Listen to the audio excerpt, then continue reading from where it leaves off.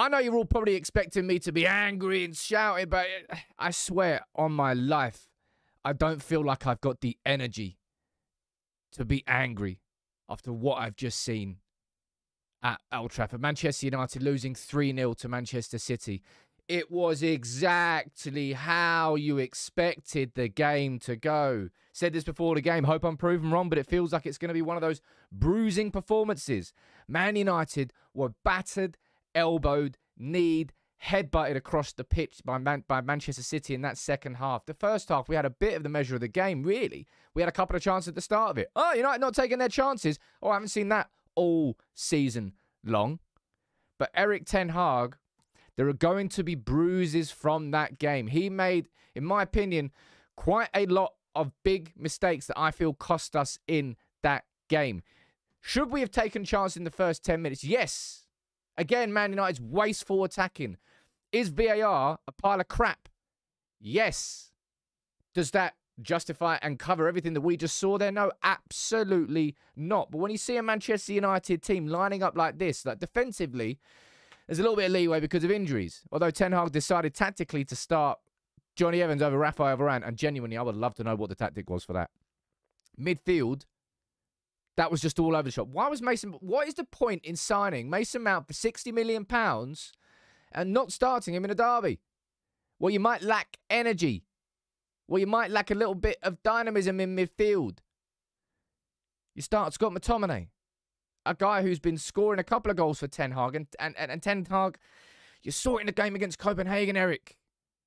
Dude, never play Scott McTominay in the double pivot. How many times have you seen it this season?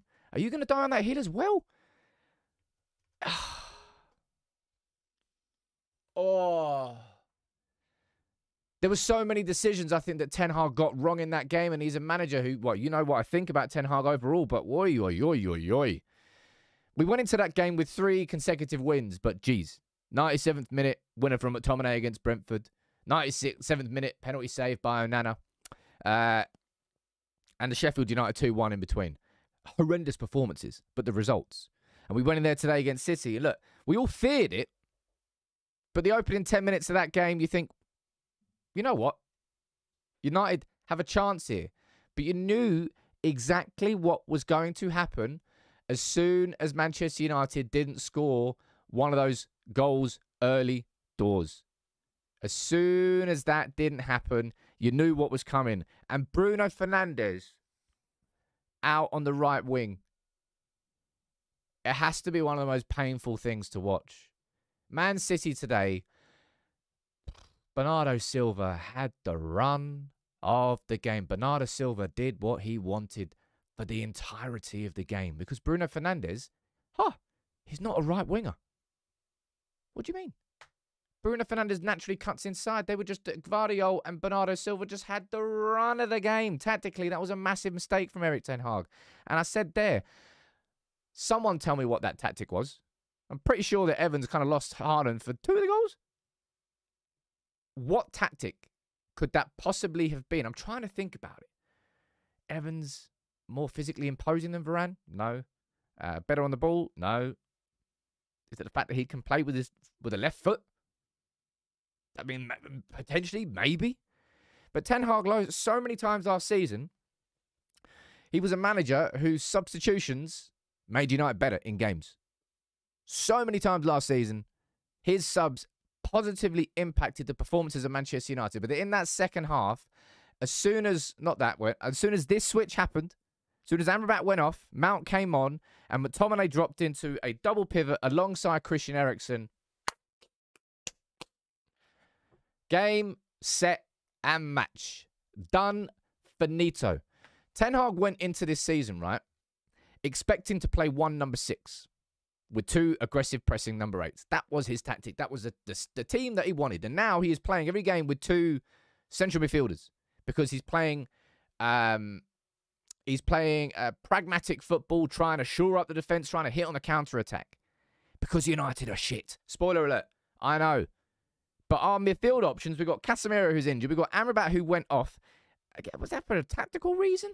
Why would you take Amrabat off? Why is McTominay lasting 90 minutes in that game? And that decision there, look, That is a joke. A genuine joke of a decision for that to happen. Right?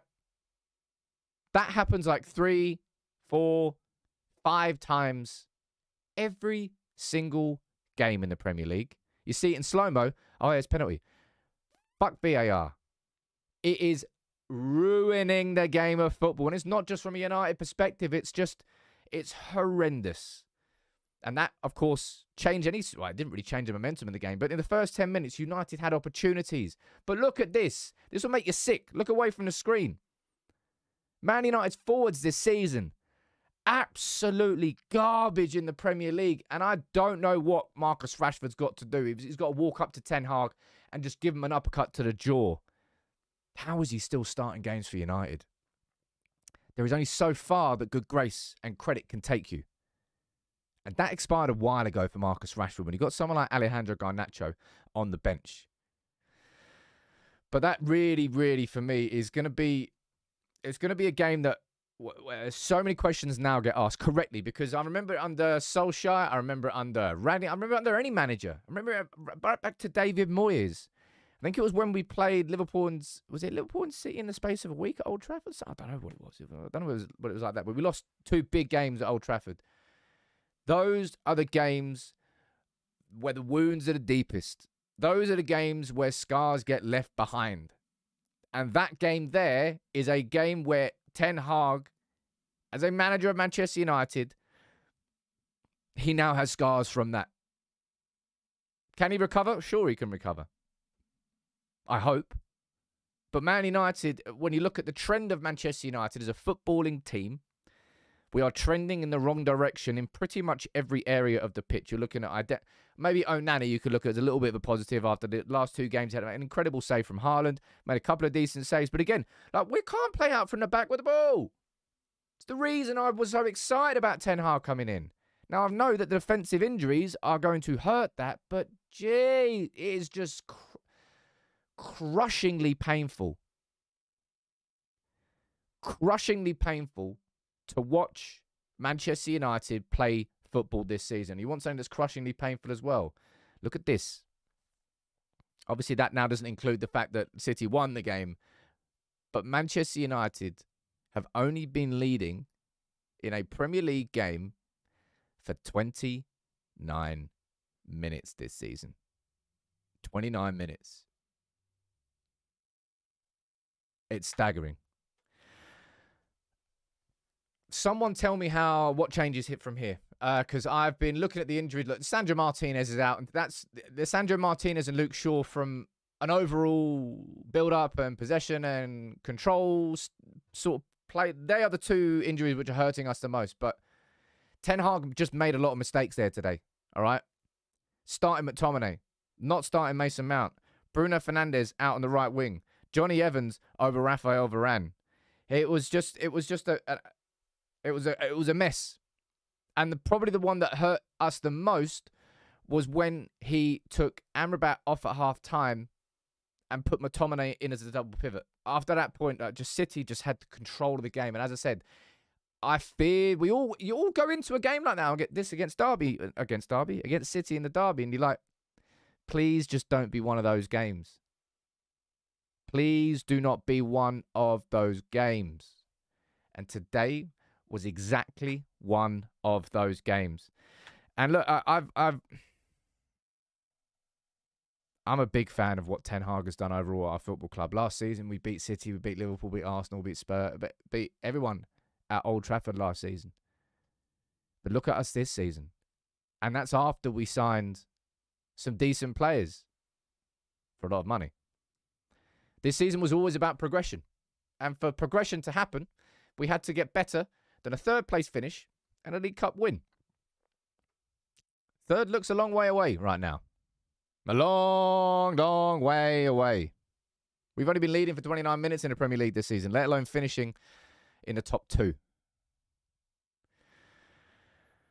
Those sorts of defeats in those big games have ripple effects.